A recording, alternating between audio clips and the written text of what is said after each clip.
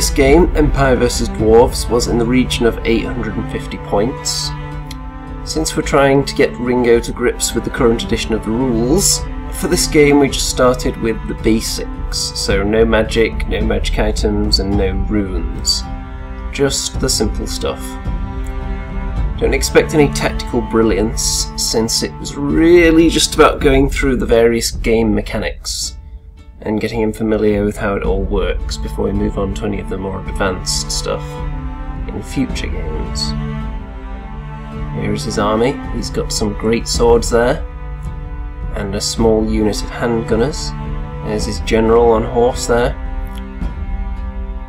He has some halberdiers and the battle standard bearer.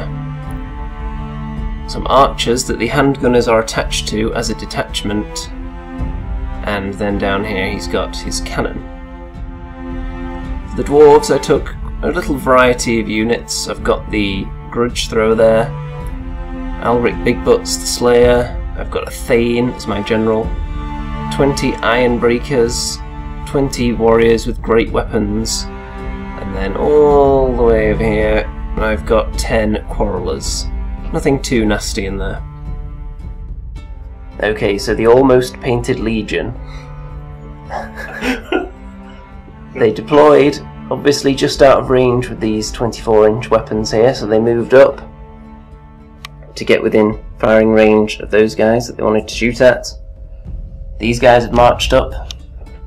They moved up a little bit, and so did the general. Cannon obviously didn't. Cannon fired down here. Killed one ironbreaker, landed right on his head and then didn't bounce. Poor soul. These guys shot over here and they killed one quarreler. So the dead pile for that turn, 2 guys, and I think it's about to get interesting. Well, if you thought the Empire had an unsuccessful shooting turn, get a load of this. These guys fired at the handgunners over there and killed one. Mr. Stone Thrower over here thought he'd try and save the day, shooting at these halberdiers here in the middle, but of course rolled a misfire. So he can't fire this turn or next turn, but at least he didn't blow himself up. He's saving that for next time. As far as movement, Mr. Big Butts moved round here to flank the whole area. Just giving him something to think about over there. A pair of butt cheeks to be precise.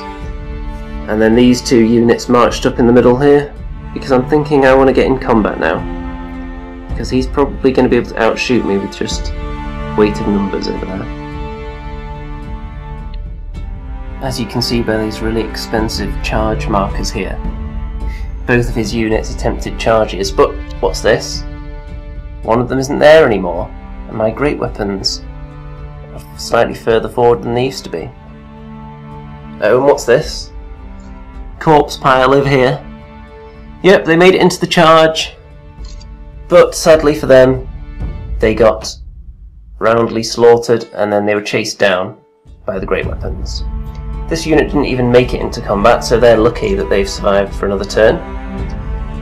All this stuff over here fired at the quarrelers, didn't manage to kill anybody, and the cannon fired another cannonball into the soggy turf and it just sunk straight down there, didn't bounce at all, so that didn't kill anyone.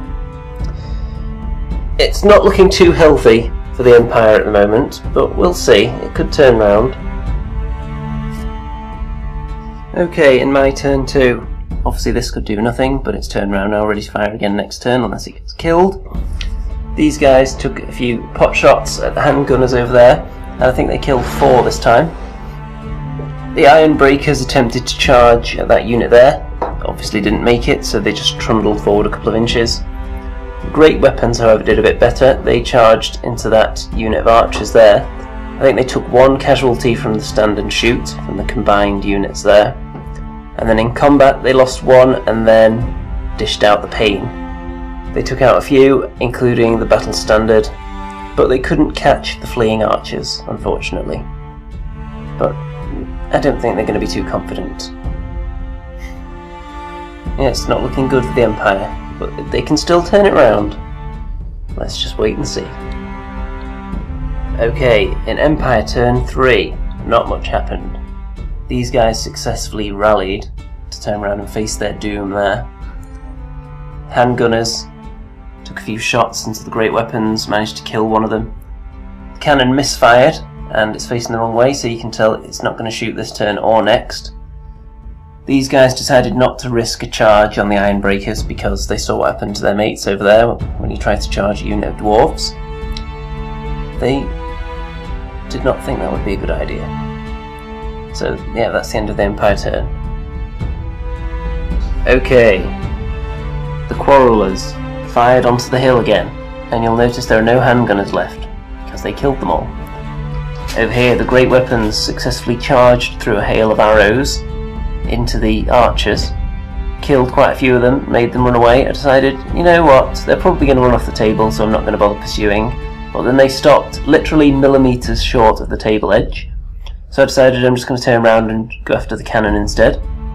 Over here, the Ironbreakers charged into the great swords and did quite a bit of damage, but the great swords are stubborn, so they're not running away easily. So yeah, it looks like I'll be stuck fighting them for at least another turn or two, possibly. And the Grudge Thrower. You may recall that it misfired horribly the first time it tried to shoot. Well, this time it dropped the cannon, it dropped the stone directly onto the general's head there, but he successfully caught it like a beach ball and just swatted it away. That's right, rolled a 1.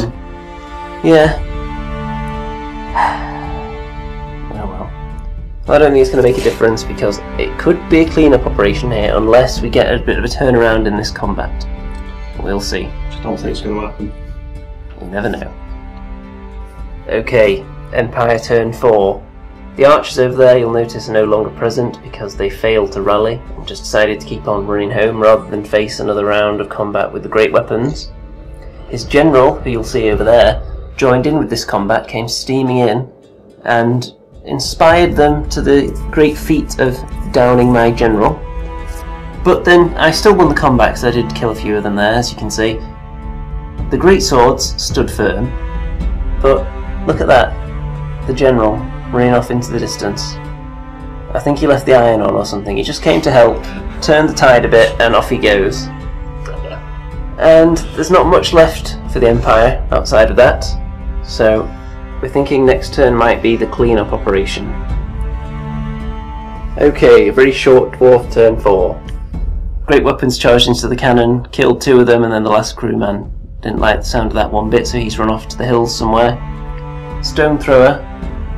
Because I couldn't get a direct shot on the general over there, I was just putting it near him and hoping it would scatter directly onto him, and it just clipped the corner of his base there, so it was just a low strength hit, which didn't manage to hurt him.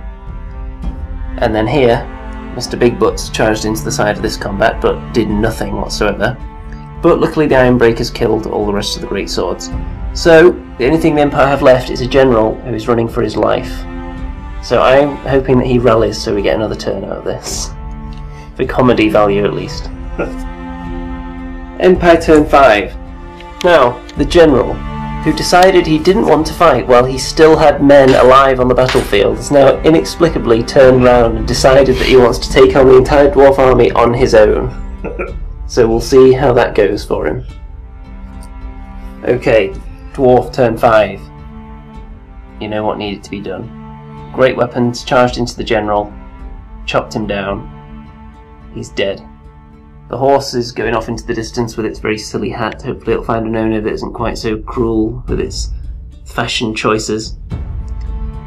But yeah, all the Empire has been wiped from the battlefield, like the stain that they are. And now all that remains is the post-match handshake, left-handed style.